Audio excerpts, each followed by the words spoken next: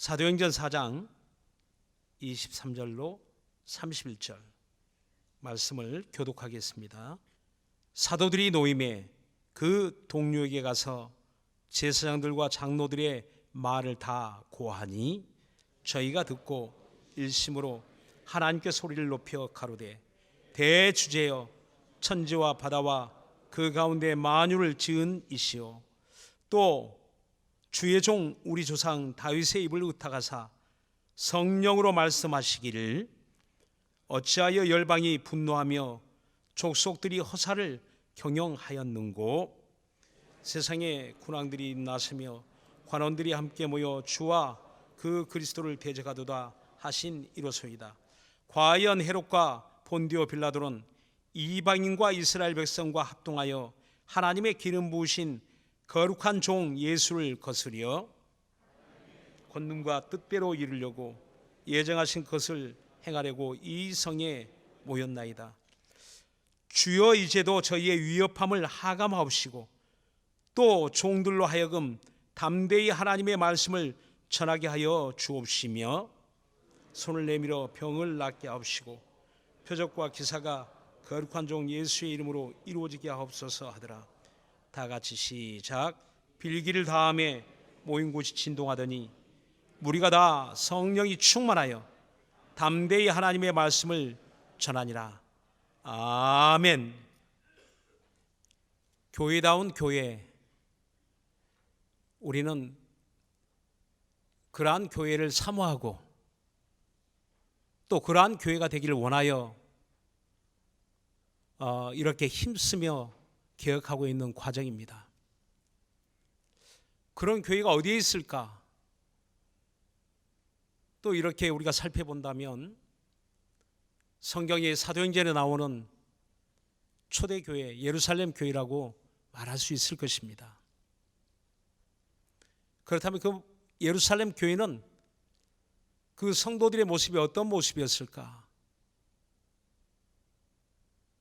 편안하고 그들이 예배하게 기도하게 좋은 환경이었을까?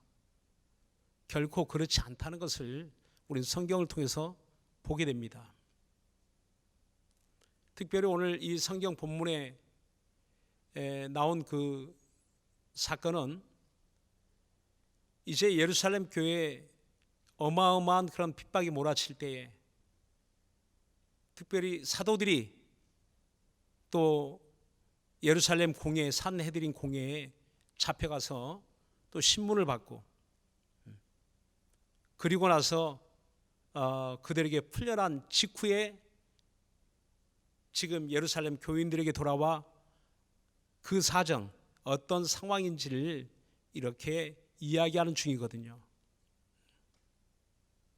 그러니까 고난이 있을 때, 환난이 있을 때 사람들은 고민하죠. 근심하죠. 걱정하죠.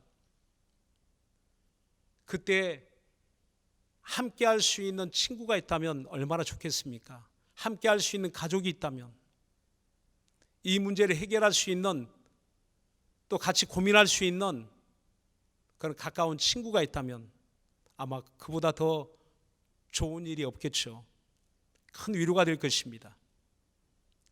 오늘 그 사도들도 이렇게 물론 그런 핍박과 박해가 예상되는 가운데서 하나님의 말씀을 가지고 길거리에 나가 전하였지만 그러나 역시나 돌아오는 것은 이제는 앞으로 교회에 예견된 어마어마한 그런 핍박에 대한 예견된 일들을 가지고 지금 와서 이야기하는 겁니다. 그러한 어려운 일이 생길 때에 목사에게도 어떤 어려운 일이 생기고 장로님들에게도 어떤 어려운 일이 생기고 또 안수 사람들에게도 우리 성도님들에게도 어떤 어려운 일들이 생겨날 때 여러분 누구를 찾아갑니까? 누구에게 찾아가야 됩니까? 오늘 보니까 바로 그 동료들에게 가서 제사장들과 장로들의 말을 다 고하더라 그랬습니다. 오늘 예수 믿는 우리 그리스도인들이 어려운 일을 당할 때, 세상에서 어려운 일을 만날 때 우리가 찾아갈 곳이 있나요? 어디를 찾아가야 될까요? 오늘 사도 베드로와 요한은 바로 그 동료들, 예루살렘 교회 교인들이 있는 곳을 향해 찾아갑니다. 말하고 싶죠. 나누고 싶죠. 또 그들에게 부탁하고 싶죠. 함께 기도해 달라고. 오늘 우리 교회도 이런 교회가 되었으면 하는 바람이 있습니다. 찾아가고 싶은, 만나고 싶은 교회. 교회 건물이 사모할 만한 것이 아니라 거기 속에서 예배하는 사람들, 모이는 사람들, 내게 어려운 일이 있을 때마다 우리 구역의 식구들, 목장의 식구들 찾아가서 만나고 싶고 이야기하고 싶고 내 어려움을 토로하고 싶고 그리고 기도 부탁을 하고 싶고 그런 교회. 어려운 일 있으면 세상 친구를 먼저 생각이 나고 세상에 힘 있는 자, 세상에 가진 자 거기를 찾아가는 것이 아니라 교회가 생각나도록 내가 함께하고 있는 목장 식구들이 생각이 나서 전화도 하고 문자도 주고 그래서 기도 부탁을 하고 어쩌면 우리는 이 큰 어려움을 겪는 과정 가운데서 예전에 미처 우리가 가지지 못했던 그런 마음으로 다시 이렇게 돌아오게 되는 것을 보게 됩니다. 요즘 이제 어려운 일이 있으면 바로 카톡으로 보내게 됩니다. 우리 예배당 제가 담임하고 있는 예배당에도 이제 카톡방이 있고 또 밴드도 있고 그래서 거기서 즉시 우리의 어려운 사정들을 또 목창에 선교 모양사가 올리기도 하지만 이젠 누구나 꼭 직분자뿐만 아니라 어려움을 당한 당사자가 올리기도 하고 기도 부탁을 또 전사님 올리기도 하지만 또 아주 집사님이 올리기도 하고 또 그 옆에 구역의 식구가 올리기도 하고 또 가족의 자녀가 올리기도 하고 전에는 어쩌면 의례껏 어떤 직분자가 이렇게 접수하고 또 전체에게 알려주고 했던 일들이 이제는 그런 네트워크가 이젠 모두에게 다 아주 짜임새 있게 전체에게 다 네트워크가 되어서 즉시로 이렇게 연락을 하고 기도하는 것을 볼 때 야, 교회가 제대로 되어가는구나 하는 것을 생각하게 됩니다. 그렇습니다. 초대교회 그런 사도들만의 교회가 아니라 사도들과 모든 성도들이 다 네트워크로 연결되어서 핸드폰은 아니지만 인터넷은 아니지만 그러나 그 모임이 있는 곳에 가서 말로 직접 알려서 함께 기도의 제목을 나누고 함께 어떻게 기도해야 될까 하나님 앞에 또 고민하고 함께 기도하는 모습을 보게 됩니다. 오늘 저와 여러분이 함께하는 우리 교회도 이런 모습으로 더 충만히 연결되어지고 함께할 수 있기를 바랍니다. 그리고 하나님 앞에 이렇게 기도합니다. 24절에 보니까 저희가 듣고 일심으로 하나님께 소리를 높여 가로되 대주제여 천지와 바다와 그 가운데 만유를 지으신 이시오.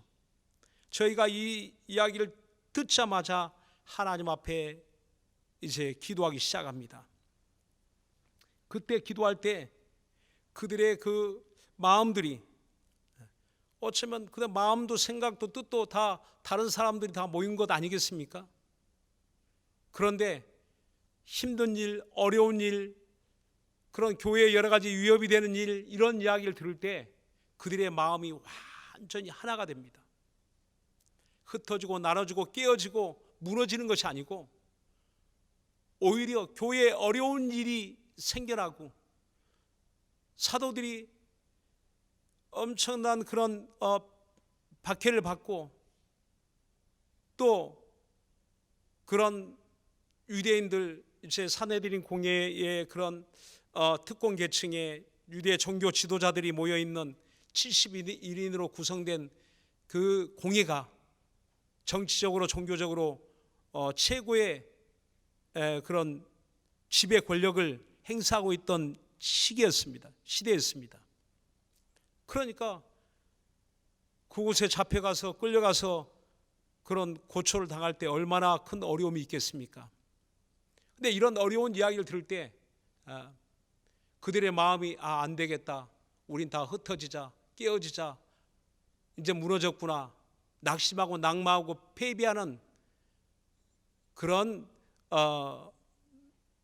모임이 아니라 오히려 그때 일심으로, 저희가 그 이야기를 듣자마자 일심으로 마음이 하나 되어서, 뜻이 하나 되어서 하나님께 소리를 높여 기도하기 시작합니다. 그렇습니다.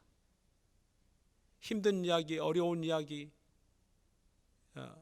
이런 이야기를 들을 때 서로 계속 그 이야기를 해봐야 마음의 무거운 짐만 더 해질 뿐입니다. 그 이야기를 듣고 나서 해결책이 무엇인가, 방법이 무엇인가, 즉시로 그들은 다 기도하기를 시작하더라는 겁니다. 사도들과 성도들이 하나 되어서 기도하기를 시작하더라는 겁니다. 저희가 이제 힘든 교회, 어려운 교회 이렇게 주일날 예배 끝나고 지원을 가게 되면 보게 되는 것은 정말 마음이 아프죠. 마음이 괴롭죠. 그 떠들고 해방하는 그런 모습들을 볼 때 너무나 힘든 그런 모습들을 목격하게 됩니다. 그런데 또 하나 그런 자리에서 우리가 느끼게 되는 것은, 그렇게 힘든 교회일수록 기도를 많이 하더라고요. 어려운 교회일수록 기도를 많이 하더라고요. 그래서 노원 예배당 같은 경우도 가면 그 예배와 예배의 시간 그 중간에 거의 그 시간을 다 기도하더라고요. 아주 기도, 찬송, 기도, 찬송, 기도. 끝나고 나니까 또 그냥 흩어지는 게 아니고, 끝나고 나서, 예배 끝나고 나서 또 흩어지지 않고 또 기도하더라고요. 얼마나 뜨겁게 그렇게 기도하는지 모릅니다. 그러니까 어려움이, 고난이, 환난이 흩어지고 깨어지는 그러한 결과를 가져오는 것이 아니라, 오히려 초대교회의 그런 모습은 고난이 있을수록, 아픔이 있을수록, 핍박이 있을수록 모여서 일심으로 다른 생각할 여력이 없다는 겁니다. 틈이 없다는 겁니다. 마음이 완전히 하나 되어서 집중하여 기도하기를 시작하더라는 겁니다. 누구에게? 바로 대주제, 천지와 바다와 그 가운데 만유를 창조하신 조물주 하나님께 기도하더라는 겁니다. 이 모든 세상을 주관하시고 다스리시는 하나님께 기도하더라는 겁니다. 왜 그럴까요? 마태복음 10장 28절로 그 이하에 보면, 너는 세상에 있는 것들을 두려워하지 마라. 참새 2마리가 한 아시온에 팔리는 것이 아니겠느냐. 그러나 하늘에 계신 너희 아버지가 허락지 아니하시면 그 하나도 떨어지지 아니하니라 라고 말씀합니다. 하나님이 허락하지 아니하면 하늘에 날아다니는 그 수많은 참새도 갖다가 그 싼 가격에, 그 하루 노동자의 품삯이 데나리온인데 그 데나리온의 16분의 1 가격에, 싼 가격에 팔고 사는 그 참새도, 사냥꾼의 손에 잡혀가는 참새도 하나님이 허락하지 않으면 한 마리도 떨어질 수가 없다는 겁니다. 다시 말하면 이 세상을 주관하신 이가 누구신가? 모든 세계를 다스리신 이가 누구신가? 오늘 이 모든 세계를 창조하신 우리 하나님이신 줄을 믿으시길 예수님으로 축원합니다. 그분이 다스리시니 또 이렇게 25절에 보니까 주의 종 우리 조상 다윗의 입을 의탁하사 성령으로 말씀하시기를 어찌하여 열방이 분노하며 족속들이 허사를 경영하였는고. 시편에 인용하는 말씀이죠. 시편 2편 1절과 2절에 나온 말씀인데 세상의 군왕들이 나서며 관원들이 함께 모여 주와 그 그리스도를 대적하도다 하신 이로소이다. 그러니까 열방이, 세상의 군왕들이, 관원들이 함께 모여서 하는 일은 바로 그리스도를 대적하는 일을 하고 있다는 겁니다. 여기서 지칭할 때 바로 이 당시에 그런 군왕들도 있고 이 당시에 그 관원들도 있겠지만 그 로마가 집권하는, 로마가 지배하는 그 시대에는 로마가 이제 유대인들을 지배하죠. 근데 유대인들에게 또 유대의 분봉왕을 세워서 그걸 지배하게 합니다. 그리고 로마의 그 총독을 보내서 또 지배하게 합니다. 그러니까 로마 총독하고 유대의 분봉왕이 서로 이제 어떤 경쟁적인 그런 관계에 있는 거죠. 그런데 그리스도를 대적하는 일에는 하나가 되어서 거스리고 대적하더라 하는 겁니다. 그 시대뿐만 아니라 어느 시대를 통해서도 이 세상이 그리스도인들을 환영하고 그리스도의 복음을 환영하고 이렇게 우호적인 경우보다는 오히려 반대하고 핍박하고 또 박해하는 그런 시대가 더 많은 것을 보게 됩니다. 그러나 그리한다 할지라도 이 모든 것이 허사를 경영하였다는 겁니다. 허사가 되었다는 겁니다. 헛일이 되었다는 겁니다. 우리는 예수께서 하신 일을 보면서 얼마나 많은 그런 고난을 받습니까? 마침내 그 빌라도와 그 다음에 그 당시에 유대인들의 그런 제사장들, 그 다음에 서기관들, 또 바리새인들, 유대의 그런 지도층들에 의해서 이 모든 것이 반대, 굉장한 그 핍박을 받고 마침내는 십자가에 달리게 됩니다. 그리고 그들은 아마 이 모든 것에 아마 종지부를 찍었다, 모든 일이 끝났다 라고 생각했을 겁니다. 그러나 그 모든 일이 세상의 군왕, 권력에 의해서 그 모든 것이 그 로마의 그런 의해서 사형이 집행되고 이제 모든 이 신앙의 근원 되신 우리 주 예수 그리스도가 그의 모든 일이 다 끝이 난 것처럼 보여지지만 그러나 그 일을 통해서 하나님은 그들의 모든 음모와 계획이 허사가 되게 하시고 마침내 예수를 죽은 자 가운데서 살려내시고 부활하여 하늘에 오르시게 하고 그분이 이제는 만왕의 왕이 되셔서 이 모든 세계를 오히려 그들이 죽인 것 같고 그들이 모든 것을 다 망하게 하는 것 같고 그들이 이것을 다 실패하게 하는 것 같지만 오히려 우리 주님은 부활의 주님이 되셔서 이제는 하늘에 오르시고 그곳에서 모든 세계를 주관하시는 만왕의 왕이 되셨다는 것을 믿으시기를 바랍니다. 오늘 이와 같은 반전, 우리 신앙생활에는 이와 같은 신앙의 반전이 있다는 겁니다.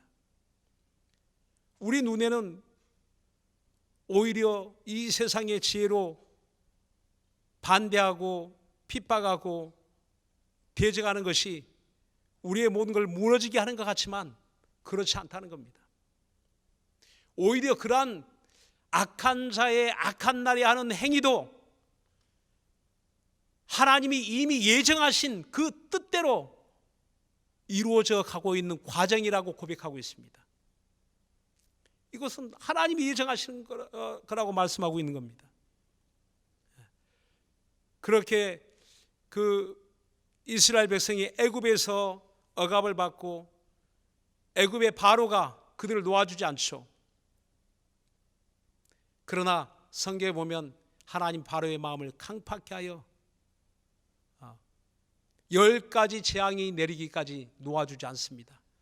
놓아준다 했다 다시 돌이키고, 놓아준다 했다 다시 돌이키고. 그래서 바로를 하나님 내 종이다 라고 했고, 마침내 바로를 통해서 하나님이 알게 해주신 것은 이 세상을 지배하는 신 중의 신이 누구시냐, 진정한 참 하나님이 누구시냐 하는 것을 10가지 재앙을 통해서 하나님이 알게 해주신 거거든요. 그러한 과정 너무나 고통스럽죠. 빨리 애굽을 벗어나고 싶죠. 떠나고 싶죠. 그런데 한 가지 재앙으로 끝나면 얼마나 좋겠습니까? 근데 10가지 재앙이 준비되어서 그 10가지 재앙이 다 끝날 때 마침내 놓아주지 아니할 수 없고, 그때 하나님은 이 바로의 악함도 하나님의 뜻을 이루는, 악한 자는 악한 대로 악한 행위를 통하여 하나님의 뜻이 이루어지게 하고, 또 그 가운데 믿음 있는 자는 믿음을 통하여 하나님의 뜻이 이루어지게 하신다는 겁니다. 우린 이 모든 사람을 통해서 하나님이 이루어 가시는 하나님의 뜻이 있다는 것을 알고, 오늘 그 기도하는 사람들도 이와 같이 기도하되 하나님 앞에 그 3가지를 이렇게 기도합니다. 29절과 30절에 보니까 이렇게 3가지를 기도합니다. 자, 무엇을 기도하는지 우리 한번 볼까요? 하나님의 뜻이 이루어지는데 이렇게 3가지를 하나님 앞에 간구하고 있습니다. 29절 30절 우리 다 같이 한번 합독합시다. 시작. 하감하시고 또 종들로 하여금 담대히 하나님의 말씀을 전하게 하여 주옵시며, 손을 내밀어 병을 낫게 하옵시고 표적과 기사가 거룩한 종 예수의 이름으로 이루어지게 하옵소서 하더라. 아멘. 그러니까 저희의 위협함을 하감하옵시고, 첫 번째 저희의 위협함을 하감하옵시고, 그대로 그 말대로 하자면 이걸 감하여 달라는 이런 내용인 줄로 우리는 이렇게 보여지는데, 실상 그 원어적 의미에는 개역 개정 성경에는 좀 더 정확하게 이렇게 나와 있더라고요. 거기 보면 굽어 보시옵고 저희의 위협함을 하나님이 굽어 보시옵고 살펴보시옵고, 다시 말하면 그 원어의 의미를 보면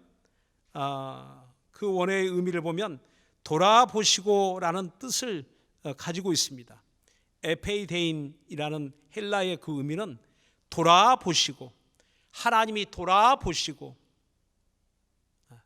누가복음 1장 25절은 주여 나를 돌아보사 나의 부끄러움을 면하게 하시더라라고 했습니다. 주님이 나를 돌아보사 나의 부끄러움을 면하게 하셨다. 엘리사벳의 그런 고백이 있죠. 오늘 하나님이 돌아보시는 것, 그러니까 하나님 앞에 우리의 어떤 어려운 일을 당할 때 가장 먼저 우리가 합심하여 기도할 수 있는 첫 번째 기도의 제목이 있다면 그것은 하나님 우리를 돌아보시옵소서. 그 어떤 우리를 위협하고 있는 이 상황을 돌아보시옵소서. 저들의 위협함을 돌아보시고 이 고난을 받고 있는 우리 모두를 돌아보시고 살펴주옵소서. 하나님이 이와 같이 이 일을 통해서도 하나님의 뜻이, 분명한 하나님의 뜻이 이루어지게 하여 주옵소서 하는 그 내용이 그 말의 의미 가운데 담겨져 있다는 사실입니다. 단순하게 이 고통만 면하게 달라는 그 내용이 아니라는 겁니다. 단순하게 위기만 면하게 달라는 그런 기도가 아니었다는 겁니다. 반드시 이 일을 통해서 하나님의 뜻이, 예정하신 하나님의 뜻이, 저들은 우리를 위협하는 것이 위협하는 것이 저들은 하나님의 뜻으로 알고 있겠지만, 그러나 저들의 위협하는 그 위협으로 말미암아 하나님이 반전을 이루게 하시는 그 하나님의 뜻이, 우리를 돌아보시는 하나님의 뜻이 이루어지게 하여 주옵소서. 저들도 돌아보지만 저들을 돌아볼 때는 하나님이 어떤 마음으로 돌아보시겠습니까? 우리를 돌아보실 때는 어떤 마음으로 하나님 돌아보시겠습니까? 정말 이와 같은 돌아보시는 하나님의 뜻이 이루어지시기를 바랍니다. 그리고 두 번째 보니까 바로 종들로 하여금 담대히 하나님의 말씀을 전하게 하여 주옵시고, 이 어렵고 힘든 과정 가운데서도 하나님의 말씀을 전할 수 없는, 포기할 수밖에 없는 그런 상황이죠. 사실은 전할 수 없는 상황입니다. 하나님 말씀을 전할 수 없는 그런 상황 속에서도, 그런 환경 속에서도 반드시 전할 수 있도록 하여 주옵소서. 두려움을 이기고 당당하고 담대한 믿음을 주셔서, 성령 충만한 믿음을 주셔서 하나님 말씀이 거침없이 계속 그 말씀이 나아갈 수 있기를 기도하고 있는 것입니다. 또 세 번째 마지막 보니까 손을 내밀어 병을 낫게 하옵시고 표적과 기사가 거룩한 종 예수 이름으로 이루어지게 하옵소서. 병 낫게 하는 표적과 기사가 내 이름으로 이루어지는 것이 아니라 거룩한 종 예수의 이름으로 이루어지는 역사가 있게 해달라고 기도하는 겁니다. 그 삶의 표적이 있다는 겁니다. 교회에 표적이 있다는 겁니다. 증거가 있다는 겁니다. 하나님이 함께 하시는 확실한 이적이 있다는 겁니다. 어떻게요? 누구 이름으로요? 예수의 이름으로. 예수의 이름을 의지하여 기도하는 교회는 예수 이름에 합당한 응답이 있다는 것을 믿으시길 바랍니다. 마태복음 18장 19절에도 내 이름으로 두세 사람이 모인 그들 중에 내가 있느니라 라고 말씀하셨고, 또 두 사람이 합심하여 땅에서 무엇을 기도하든지 내가 그들을 위하여 반드시 이루게 하시리라 라고 말씀합니다. 하나님이 우리의 합심하여 하는 기도를 반드시 들으시겠다는 겁니다. 교회가 합심하여 하는 그 기도를 들으시겠다는 겁니다. 사도 베드로가 그 감옥에 잡혀 들어갔을 때 교회는 합심하여 그때 기도하였고, 마침내 하나님 주의 사자 천사를 보내어 그 감옥에서 벗어나게 하시고 나오게 하셨어요. 바울과 실라가 사도행전 16장에 하나님께 기도하며 찬미하며 찬송하며 그 감옥에서 간절히 기도할 때 마침내 그 옥토가 움직이고 땅이 진동하고 착구가 풀어지고 옥문이 열리는 역사가 일어나게 됩니다. 그리고 그 지키는 간수를 바로 복음을 전하여 주 예수를 믿으라 너와 내 집이 구원을 얻으리라 영혼을 구원하는 역사가 더불어 있게 됩니다. 왜 어떻게 그런 일이 일어날까요? 바로 그 감옥 안에서 기도하는 사람을 통해서 하나님의 역사를 이루시는 것을 보게 됩니다. 오늘 지난번에 그런 간증을 들었는데, 그 어머니가 말기암, 암사기, 그래서 유방암이 재발되고 마침내 뼈까지 이제 전이가 돼가지고 거의 뭐 의학적으로는 가망이 없는 그런 상황인데, 그때 병원에 입원해서 너무 통증이 심해가지고 그 통증이 왜 심한지도 모르고 병원에 입원했는데, 나 검사를 해보니까 거의 이런 암이 완전히 재발하고 완전히 퍼져서 가망이 없는 상황이었다고 합니다. 근데 그때 마침 이제 금요체라의 기도 제목을 내고 성도들이 합심하여 기도하고, 그때부터 체라 때마다 그 기도 제목이 올라와서 계속 기도하는 과정 가운데 있는데, 그때부터 신기한 일이 일어났다는 거예요. 어머니 통증이 사라지고 병원에 입원했던 분이 퇴원을 하게 되고 일상생활을 하게 되고 다시금 예배에 나오게 되고, 완전히 생활이 달라지게 되었다는 겁니다. 치료가 불가능한 그런 지경이었지만 이젠 치료가 또 진행되게 되고, 그래서 지금 2년째 지나고 있는데 지금 계속 생활하고 있고 예배 계속 나오고 계시고 계속, 그 본인도 신기하다는 거예요. 우연의 일치일까요? 운이 좋은 것일까요? 여러분, 합심 기도에 위력이 있다는 것을 믿으시길 바랍니다. 하나님 앞에 기도한 것에 헛수고가 없고, 오늘 반대로 그리스도를 반대하고 그를 회방하는 그 모든 일은 허사를 경영하는 일이 되었지만, 그러나 믿음으로 기도하는 일에는 헛된 일이 없고 하나님이 다 들으시고 때를 따라 하나님이 응답을 주시고 가장 좋은 때 가장 좋은 곳으로 우리를 돌아보신다는 것을 믿으시기 바랍니다. 바로 마지막 때에 우리 성도들의 모습이 서로 돌아봐 사랑과 선행을 격려하고, 우리도 서로 돌아보지만 하나님이 우리를 돌아보신다는 것을 아셔서 하나님이 우리를 돌아보시기에 하나님께 힘을 얻는 저와 여러분은 또한 우리가 서로를 돌아볼 수 있는 겁니다. 이렇게 서로 돌아보는 교회, 하나님이 돌아보사 살펴주시는 교회, 하나님이 그 뜻대로 이루어 가시는 교회 될 수 있기를 예수님으로 축원합니다. 기도하겠습니다. 역대하 7장 14절에 보니까 내 이름으로 일컫는 내 백성이 그 악한 길에서 떠나 스스로 겸비하고 기도하며 내 얼굴을 구하면 내가 하늘에서 듣고 그 죄를 사하고 그 땅을 고칠지라 라고 말씀합니다. 우리의 기도를 다 들어주시는 하나님의 은혜의 보좌 앞에 때를 따라 돕는 은혜를 얻기 위하여 이 시간 다 함께 또 함께 기도하고 함께 이 어려운 때를 잘 이겨나갈 수 있도록 우리 예수여 한번 부르고 간절한 마음으로 기도합시다.